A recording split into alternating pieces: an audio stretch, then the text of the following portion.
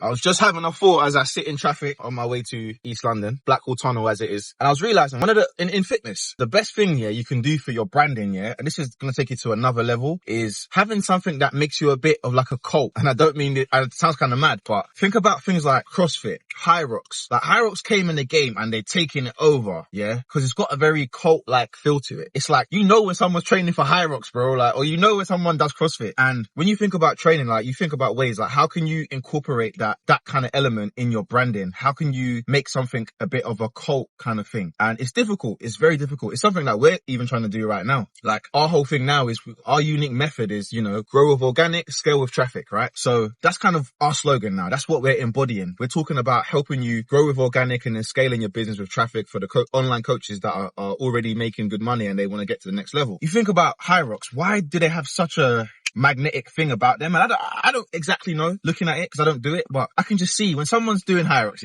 it's just obvious. Like, and I think some of the things you can start to incorporate is like obviously the branding, merchandise, utilizing social media, like user generated content. So for example, in your programs, you might be doing something on a monthly or weekly basis that involves having a meetup. Like there was a coach and I don't know his name and forgive me, he used to do something called Coffee and Run, and he would do a run club with his online clients, but in person once a month, and they would meet up for a run and have coffee, and they call it Coffee and Run. And it's just like a cult feeling. And that's how you keep clients in the long term. That's how people stay for you for years, because they feel like they're a part of something, versus if you're just an online coach and you just do basic boring shit like everybody else and you ain't got nothing that creates that cult like, energy. And I mean cult in a good way, obviously not no satanic kind of stuff. You know what I mean? So think about your branding. This is a bit high level, but think about your branding. What can you create that creates that cult like community that keeps people around? And it's really powerful. So monthly challenges, quarterly meetups, branding, merchandise, things like that really make a difference.